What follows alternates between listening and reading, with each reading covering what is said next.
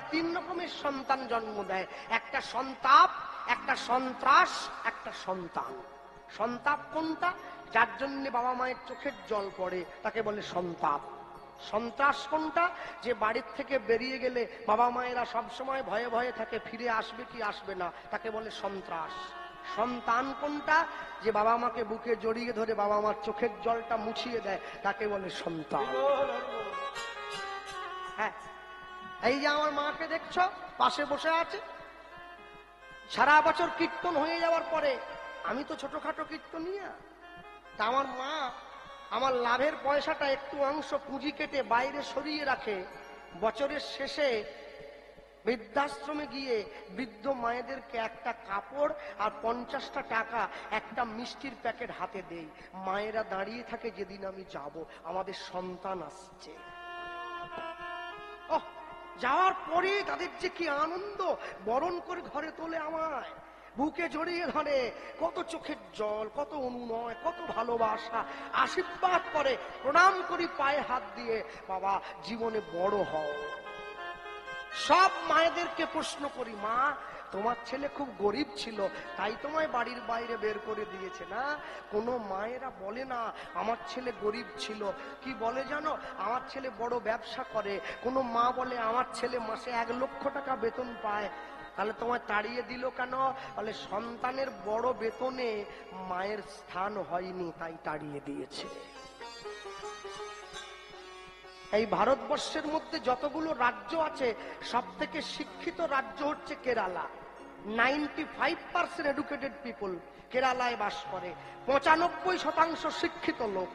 কিন্তু ভারতবর্ষে যতগুলো রাজ্য আছে সব থেকে কেরালায় বৃদ্ধাশ্রমের সংখ্যা সবচাইতে বেশি, 93%। তাহলে আমরা কিরম শিক্ষিত হলাম যে শিক্ষা আমার বাবা মাকে হাত ধরে বাড়ির বাইরে বের করে দেবে? হ্যাঁ, যতই যাও না মন্দির মসজিদ, যতই যাও না তীর্থস্থান, বাবা মাকে না বাসিলে ভালো পাবে না কোনোদিন ভগবান। পিতা মাতাকে যদি সম্মান না করো তোমার জীবনের সব বৃথা। ওই অনেকটা বিদ্যে বোঝাই বাবু মশাইয়ের মতো। বিদ্যে বোঝাই বাবু মশাই চড়ি শখের বাটে, মাঝিরে কয় বলতে পারিস সূর্যি কেন ওঠে? মাঝি বলে বাবু আমি তো স্কুলে যাইনি, কি করে বলবো? পণ্ডিত তখন বলে ওরে যার জীবনে শিক্ষা নাই তার 12 আনাই নিচে। এমন সময় নদীতে ঝড় উঠে গেছে, মাঝি ছুটে গিয়ে বলে বাবু সাঁতার জানা আছে? পণ্ডিত তখন বলে আমার অনেক কিছু জানতে গিয়ে সাঁতারটা জানতে ভুলে গেছি। বলে আমার তো 12 আনা নিচে, তোমার 16 আনাই বৃথা। ওই ঝড় আসছে, নৌকো ডুববে, আমি তবু খেটিয়ে খেতে পারবো, তুমি তো ডুবে মরবে। হ্যাঁ, পিতা মাতাকে শ্রদ্ধা না করলে যতই তুমি পুঁজি জমাও না কেন তোমার জীবনের তরিটা কিন্তু শেষে গিয়ে ডুবে যাবে, তুমি বাঁচাতে পারবে না। ভগবানের কাছে গিয়ে নয়নের জল দিচ্ছে, ভগবান সব সইতে পারে, দুটো জিনিস পারবে না, একটা ভক্তের অহংকার, একটা ভক্তের চোখের জল। ভগবান সইতে পারে না। ভগবান জীবনে 2 বার হাসে, কখন জানেন? যখন নার্সিংহোমের বিছানায় রুগী শুয়ে থাকে, ডাক্তার গিয়ে রুগীর সামনে দাঁড়িয়ে বলে তোমার কোনো চিন্তা নেই, আমি যখন আছি তুমি বাঁচবে। ভগবান হাসে, তুমি ডাক্তার হয়ে ওকে যে বাঁচার গ্যারেন্টি দিয়ে দিলে, তুমি নিজে কতক্ষণ বাঁচবে সে গ্যারেন্টি তোমায় দেবে কে? ডাক্তার। বলে না, একটু মনের জোরটা বাড়াচ্ছিলাম আর কি। হ্যাঁ, মনের জোরটা বাড়াচ্ছিলাম। মানুষ নাকি মরে গেলে 3.5 হাত জমি দেয়। আমি যদিও জানি না, মরার পরে বুঝতে পারবো কতটা দিচ্ছে। হ্যাঁ, কিন্তু করোনায় যারা মরে গেছে ওরা তো সেটাও পায়নি, একটার ওপর টেনে নিয়ে গিয়ে আরেকটাকে ফেলে দিয়ে। তাও দেখি মানুষের কি লাপালাপি, বলে হাম করেঙ্গা তাম করেঙ্গা বাঘ মারেঙ্গা, কোনো কিছুই মারতে পারবেনি, মশাও মারতে পারবেনি, চুপ করে চলে যেতে হবে, চুপ করে চলে যেতে হবে। ভক্তমন্ডলী, ভক্তিমতী মায়েরা, আরেকবার ভগবান হাসে, কখন জানেন? যখন 2 ভাই ফিতা ফেলে জায়গা ভাগ করে, তোর 5 কাঠা আমার 5 কাঠা। ভগবান হাসে, কার সম্পত্তি কাকে দাও রে? পরের জায়গা পরের জমি ঘর বানাইয়া রই, আমি তো সেই ঘরের মালিক নই। যেদিন থেকে মা জানতে পেরেছে আমার গর্ভে সন্তান এসেছে, সেদিন থেকে গোবিন্দ চরণে গিয়ে নয়নের জলের পরিমাণটা বাড়িয়ে দিয়েছে। ভগবানকে বলছে প্রভু ছেলে হোক আর মেয়ে হোক সেটা আমি খোঁজ নেব না, একটা জিনিসই চাইবো, যেন ও প্রকৃত কৃষ্ণ ভক্ত হয়ে তোমার সেবাটা করতে পারে। ভগবানকে বলছে আস্তে, আপনারা যখন জমিতে চাষ করতে যান, শুকনো জমিতে কি বীজটা পুঁতে দেন? তা তো পোতেন না, আগে জমিটা তৈরি করতে হয়। তাহলে মাতৃ গর্ভরূপী জমিতে সন্তানরূপী বীজটা পোতার আগে জমিটাকে তৈরি করতে হয়। সন্তান গ্রহণের আগে গুরু দীক্ষা নিতে হয়, স্নান করতে হয়, নতুন কাপড় পরতে হয়, গোবিন্দ চরণের নয়নের জল দিতে হয়, তার কাছে অনুমতি নিতে হয়, প্রভু আমি সৃষ্টি করতে যাচ্ছি, অনুমতি দাও যেন কৃষ্ণ ভক্ত সন্তান হয়। রাবণের বউয়ের নাম কি? মন্দোদরী। যদি সন্ধি বিচ্ছেদ করো, মন্দযুক্ত উদরী, উদর মানে পেট, পেটটাই খারাপ, পেটটাই খারাপ। 1 লক্ষ পুত্র, 1.25 লক্ষ নাতি, কেউ থাকেনি রাবণের বংশে দিতে বাকি। এরম সন্তানের জন্ম দেবে কেন? গান্ধারীর মতো 100টা সন্তানের জন্ম দিয়ে কি হবে? একটা সন্তানের জন্ম দেবে যেটা জগতের মাটিতে তোমার মান সম্মান উন্নত করে দেবে। কতকগুলো দিয়ে কোনটা চোর, ছ্যাঁচোর, জিটিংবাজ, গুন্ডা, বদমাস, লোচ্চা, লাফাঙ্গা, এ দিয়ে কি হবে? একটা জন্ম দাও, যে সন্তান জন্ম দিলে রাখে 100র মান, মায়েরা জন্ম দেবে সেই সুমধুর পবিত্র সুসন্তান। সুসন্তান যাকে বলা হয়। খাতায় লিখে নিন, জগতে যত ভালো সন্তানকে দেখছেন, কি ছেলে কি মেয়ে, সমস্ত ভালো সন্তানের মূলে আছে একটা করে ভালো মা। মা যদি ভালো হয় তার সন্তানকে ভালো হতেই হবে, খারাপ হওয়ার কোনো জায়গা নেই। হিরণ্যকশিপু দৈত্য ছিল, ছেলেটা প্রহ্লাদ হয়ে গেল, মা কয়াধু বড্ড ভালো ছিল। রাবণের বাবা বিশ্বশ্রবা মুনি ছিল, ছেলেটা রাবণ হয়ে গেল, মা নিকষাটা বড্ড খারাপ ছিল। তাকিয়ে দেখো, কৌশল্যার মতো মা পেয়েছে বলে ছেলেটা রামচন্দ্র হলো, রামচন্দ্র হলো। দেবকীর মতো মা পেয়েছে বলে ছেলেটা কৃষ্ণ হলো, কৃষ্ণ হলো। শচী মায়ের মতো মা ছিল বলে ছেলেটা মহাপ্রভু হলো, মহাপ্রভু হলো। শুধু তাই নয়, সারদা দেবীর মতো মা পেয়েছে বলে ছেলেটা বিশ্বকবি রবীন্দ্রনাথ হলো, রবীন্দ্রনাথ হলো। প্রভাবতী দেবীর মতো মা ছিল বলে ছেলেটা সুভাষচন্দ্র বসু হলো, সুভাষচন্দ্র বসু হলো। ভগবতী দেবীর মতো মা ছিল বলে ছেলেটা বিদ্যার সাগর হলো, বিদ্যার সাগর হলো। কল যদি ভালো হয় জল ভালো হবে, গাছের গোড়া যদি ভালো হয় ফল ভালো হবে, মা যদি ভালো হয় সন্তানকে ভালো হতেই হবে। বিদ্যাসাগরের পদবী ছিল ঈশ্বরচন্দ্র বন্দ্যোপাধ্যায়। আমার বাড়ি থেকে 20 কিলোমিটার দূরে বাড়ি, বীরসিংহ গ্রাম। বিদ্যাসাগরের পদবী ছিল ঈশ্বরচন্দ্র বন্দ্যোপাধ্যায়। একজন বিধবা মেয়েকে বিয়ে করেছিলেন যার নাম দীনময়ী বন্দ্যোপাধ্যায়।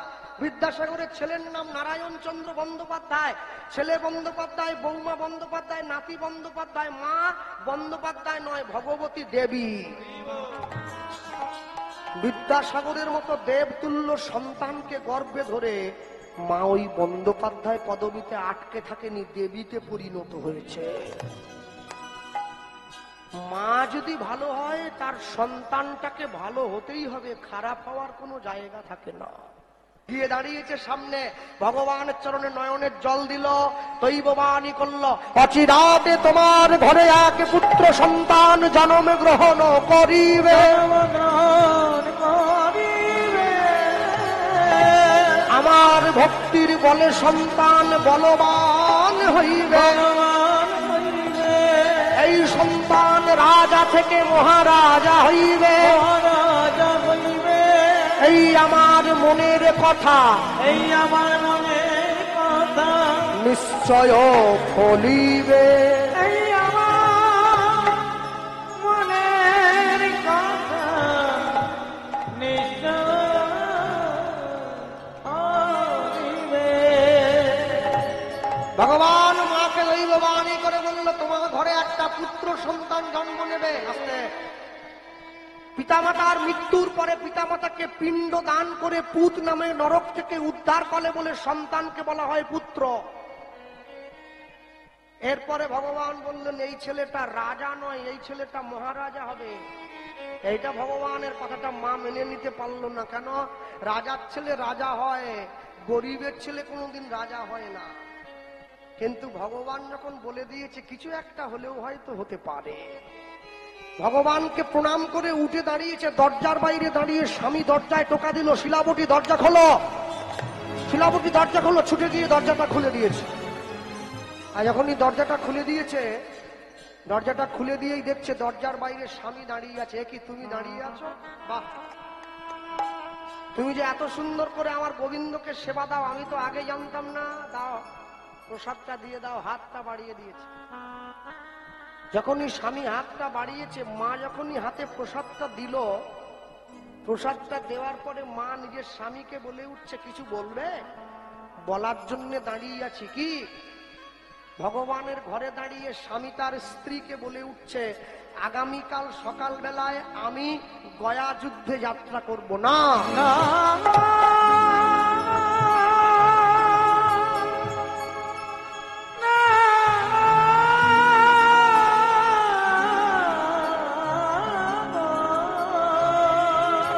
ছুটে গিয়ে নিজের স্বামীর চরণটা জড়িয়ে ধরল, অগ্নি সাক্ষী করে 7 পাক ঘুরে, তুমি আমাকে তোমার স্ত্রী বলে গ্রহণ করেছ, বর্তমানে তোমার ঔরসে আমি 9 মাসের সন্তান সম্ভবা মা।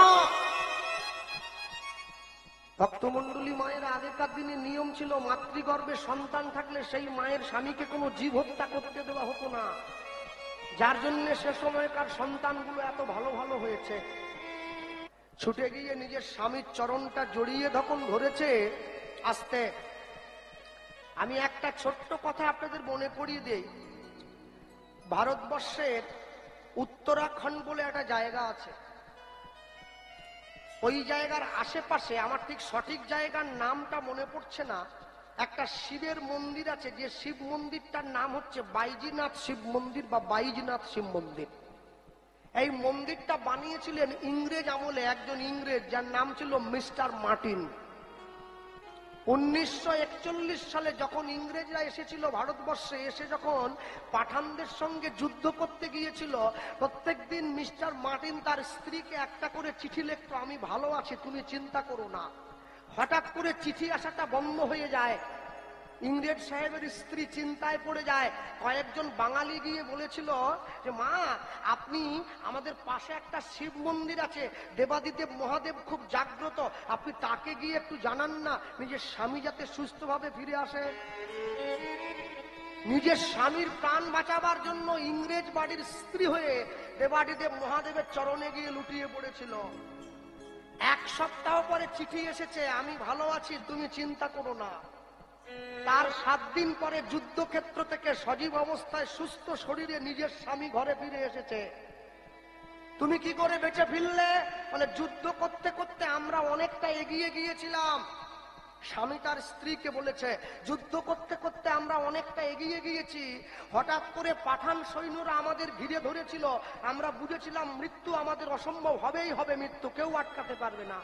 হঠাৎ করে একটা মানুষকে দেখলাম, যে মানুষটা বিরাট বড়, গোটা গায়ে ছাই মাখা, গায়ে বাগছাল পরা, হাতে ত্রিশূল আছে, বড় চুল।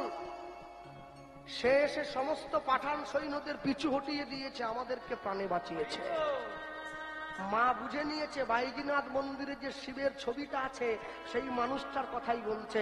নিজের স্বামীর হাত ধরে মন্দিরে নিয়ে গিয়ে বলেছিল, এই মানুষটাই কি তোমাকে বাঁচাবার জন্য ছুটে গিয়েছিল?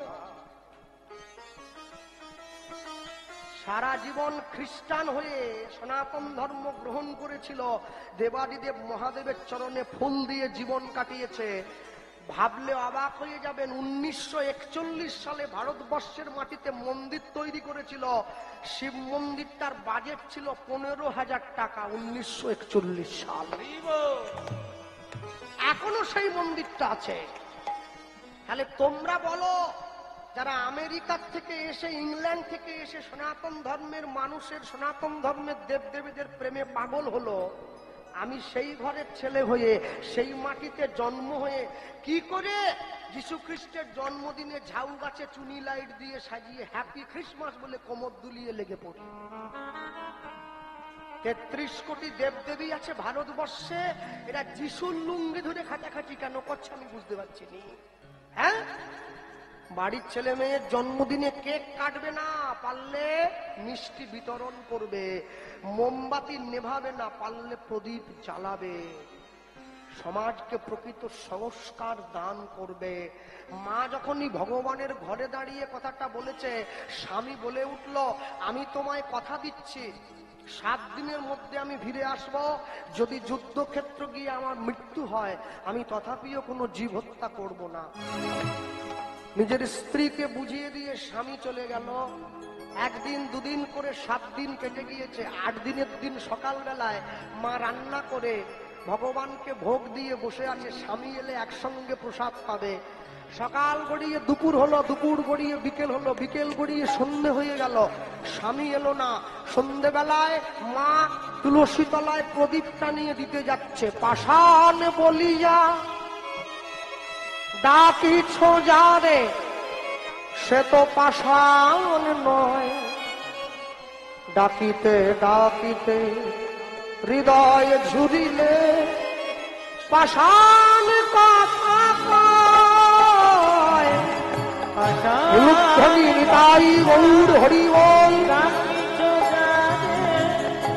সে তো পাষাণ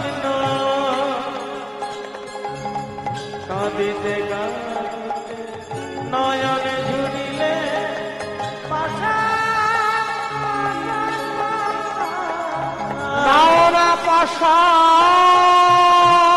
বলিয়া ডাকিছ যারে সে তো পাষাণ নয়, ডাকিতে ডাকিতে হৃদয় ঝুরিলে পাষাণ কথা কয়। নিতাই গৌর প্রেমানন্দ হরি বল। সে তো পাষাণ কাঁদিতে কাঁদিতে নয়ন ঝুরিলে পাষাণ।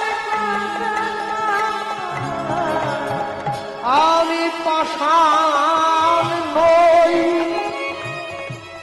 আমি পাষাণ নই, আমি পাষাণ নই, আমি পাষাণ নই, আমি পাষাণ আমি পাষাণ আমি পাষাণ আমি বল কি দিয়া তোমায় খুঁজিব, বলো কি আছে মোর সম্পদ,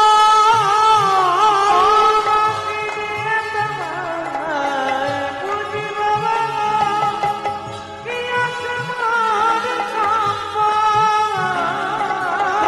কি দিয়া তোমায় খুঁজিব, বলো কি আছে মোর সম্বল,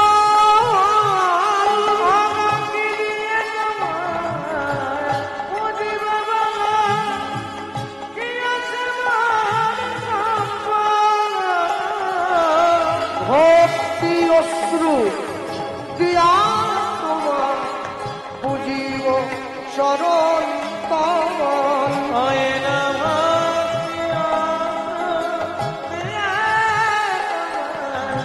বুঝিব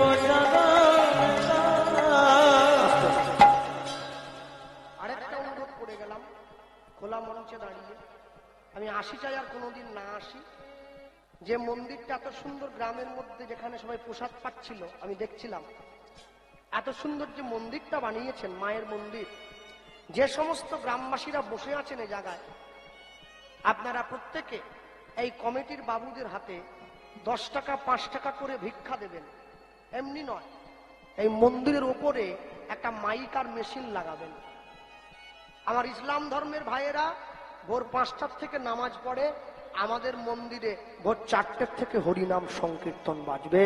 হরিনাম শুনে মানুষের ঘুম ভাঙবে।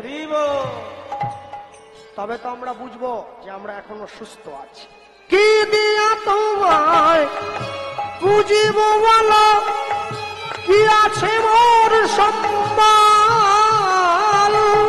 কি দিয়ে তোমায় বুঝিব বলো, কি আছে মোর সম্বল। ভক্তি অশ্রু দিয়া তোমায় বুঝিব চরণ তল। ওই না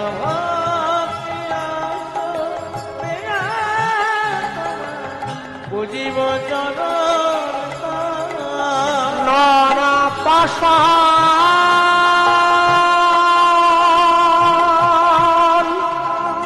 বলি যা দাঁতি খোঁজারে, বলো সে তো পাষাণ নয়।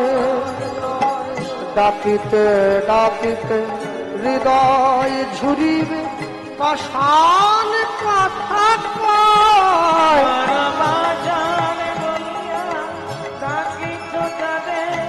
সে তো ডাকিতে ডাকিতে নয়ন ঝুরিলে পাষাণ কথা কয়। আমি পাষাণ নই, আমি পাষাণ নই, আমি পাষাণ।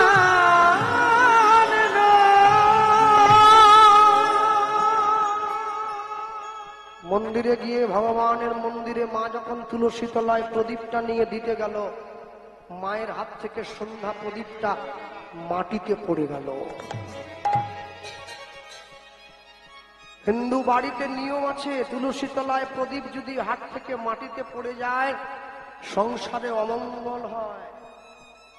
লোক মুখে সংবাদ এলো, মা 7 দিনের গয়া যুদ্ধে তোমার স্বামী তোমায় ছেড়ে সারা জীবনের মতো বিদায় নিয়েছে। মা ছুটে গিয়ে ভগবানের মন্দিরে আছাড় খেয়ে পড়েছে, প্রভু আমি কোনোদিন তোমায় কষ্ট দেইনি, আমি কোনোদিন তোমায় দুঃখ দেইনি, তোমায় যন্ত্রণা দেইনি, তবে কেন আমার জীবন থেকে সব সুখ তুমি কেড়ে নিলে? যে ভগবানকে ভালোবাসে ভগবান তাকে কষ্ট দেয়, যে ভালোবাসে না তাকে তো কষ্ট দেয় না। তাহলে যে ভগবানকে ভালোবাসে ভগবান তাকে কষ্ট দেয় কেন দেয় জানো? বলে পরীক্ষা তারই নেওয়া হয় যে পড়াশুনো করে এসেছে। যে পড়াশুনো করেনি তার আবার কিসের পরীক্ষা? স্যাকরার দোকানে পুরনো সোনাটা বিক্রি করতে গেলে দোকানদার আগুনে পুড়িয়ে খাদটা বাদ দিয়ে তারপরে সোনাটা কিনে নেয়। দেহ সোনাটা গোবিন্দ চরণে দিতে গেলে এই দেহ থেকে যে খাদগুলো আছে দুঃখের আগুনে পুড়িয়ে তারপরে তো তার চরণে যেতে হবে। মা দাঁড়িয়ে কাঁদছে, পাড়ার লোকেরা মাকে বলছে, মা ইহ জগতে যার কেউ নেই তার নাকি ভগবান আছে। আস্তে এই যে যারা বসে আছেন আপনাদের পাশাপাশি বারুইপুর আছে, আমরা যখন বারুইপুরের দিকে কীর্তনে আসি অনেক অনেক মালিক বাবুকে বলি, বাবু দুটো পেয়ারা নেব, এত সুন্দর গাছ হয়েছে আপনার বাগানে। বলে দুটো কি বলছেন, যতগুলো উঁচায় ধরে আপনার নিয়ে যান না। শুনুন, পেয়ারা নিচ্ছেন নিন, আরেকটা কথা দিয়ে যান। কি কথা? সামনের বারে কিন্তু আসতে হবে, আমি যদি বেঁচে থাকি সে নাহলে আসবো। পেয়ারা ছিঁড়ে নেন, ছিঁড়ে নেন। দলের ছেলেরা নিচ্ছে, আমি পারছি। মালিক বাবুর স্ত্রী দূর থেকে দাঁড়িয়ে দেখছে, ছেলেটা কীর্তনও করলো, এক বান্ডিল টাকাও নিল, আবার পেয়ারা ওগুলোও ছিঁড়ে নিচ্ছে। আমি তো বুঝতে পারছি মায়ের ভাবটা ভালো না, তাকিয়ে আছে। বলে, ও মা পেয়ারা নিচ্ছি বলে কি ভাবলে পাপের ভাগ নেব নাকি? পাপ করলে রাশি রাশি ভোগ করবে না মাসি পিসি। গায়ে যখন ফোড়া হয় ডাক্তার কি বলে, আরেকটু সহ্য করো, আরেকটু সহ্য করো, একটু একটু। কে সহ্য করবে? ডাক্তার। যার ফোড়া হয়েছে সে সহ্য করবে। আজকে কীর্তন শোনার শক্তি আছে, বাড়িতে গিয়ে ঘুমিয়ে পড়লে পাখা চালিয়ে একদিনকে শুনতে চাইবে, গায়ে শক্তি থাকবে না। হরি বল, হরি বল। এমনও মানুষ আছে যে বিছানায় খেয়ে দিয়ে শুয়েছে, বাড়ির লোকেরা হরিনাম করছে, প্রাণটা চলে গেল, সেটাও মরণ।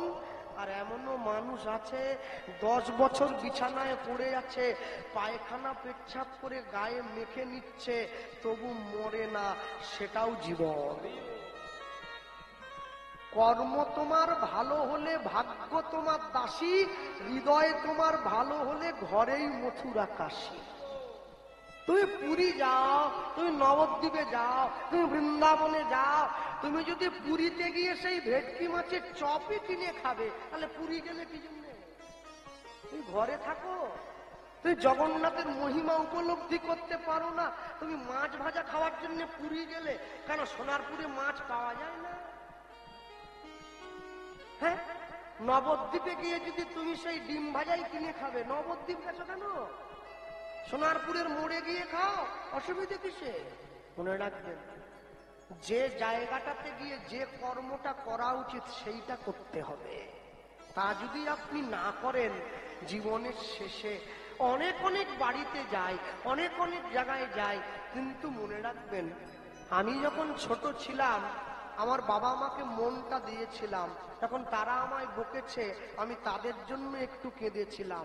আমি যখন বড় হয়েছি, স্কুল কলেজে গিয়েছি, বন্ধু বান্ধবীদের মনটা দিয়েছি, তারা যখন আমায় দুঃখ দিয়েছে, আমি তাদের জন্য একটু কেঁদেছি। যেদিন আমার বিয়ে হয়ে যাবে, সংসারে আমার স্ত্রী আসবে, আমি মনের ভালোবাসার ভাগ তাকে দেব। সে যখন আমায় দুঃখ দেবে, আমি তার জন্য একটু চোখের জল ফেলবো। যেদিন আমার ছেলে মেয়ে হবে, এই মনের ভালোবাসার ভাগ তাদেরকে দেব। যখন তারা আমায় কষ্ট দেবে, তাদের জন্য কাঁদবো। শেষ জীবনে গিয়ে হরি নামের আসনে বসে আমি যখন তোমার জন্য কাঁদতে যাব, আমি দেখব আমার চোখে আর জল নেই, জল শুকিয়ে গেছে। ভগবান বলে, শুকনো মন নিয়ে আমার কাছে এলে কি জন্যে? প্রভু, যতক্ষণ পর্যন্ত কলসির মধ্যে জল ছিল, কলের কথা মনে পড়েনি। কলসির জলটা ফুরিয়ে যেতে আমার কলের কথাটা মনে পড়েছে। আমি এই দেহটা তোমাকে দিতে পারিনি। আপনারা গান আছে না, শুনেছিলেন তো? তুমি অনেক যত্ন করে আমার দুঃখ দিতে চেয়েছ, দিতে পারোনি, দিতে পারোনি। হ্যাঁ, কি তার জবাব দেবে যদি বলি আমি কি হেরেছি? তুমিও কি একটু হারনি? তুমিও কি একটু হারো? তুমি কি ভাবলে আমি তোমায় ভালোবেসে গেলাম সারা জীবন, তুমি আমায় দুঃখ দেবে, কষ্ট দেবে, আর তোমার দুঃখ বুকে নিয়ে আমি বয়ে বেড়াবো? না, কষ্ট পেতে পেতে আমার মন আজকে পাষাণ হয়ে গেছে। আমি তোমার জন্য আর কাঁদি না, আমি কাউকে নিয়ে আর ভাবি না। আমাকে দুঃখ দেওয়ার জন্য তুমি অনেক চেষ্টা করলে, সবুজ পাতাকে ছিঁড়ে ফেলেছ, ফুলেতে আগুন তুমি জ্বেলেছ, সবুজ পাতাকে। হ্যাঁ, আমার কথায় কেউ দুঃখ পাবেন না যারা জ্ঞানী গুণীজন বসে আছেন। আমরা কিছুদিন আগে সন্দেশখালীতে কীর্তনে গিয়েছিলাম, আজ থেকে মাস 2 আগে। মায়েরা হাতে ধরে যে দুঃখটা বলেছিল, যে দুঃখ অনুনয়, তাদের দুঃখ দেখে চোখে জল এসে যায়, সর্বস্ব হারা হয়ে গেছে। কবি লিখছেন, সবুজ পাতাকে ছিঁড়ে ফেলেছ, ওগো ফুলেতে আগুন তুমি জ্বেলেছ, চাওয়া না চাওয়ার ভিড়ে স্মৃতিটুকু থাক, ব্যথা হয়ে মোর কাছে আসনি। যদি বলি আমি কি হেরেছি, তুমি কি একটু হারনি, তুমি কি একটু হারনি।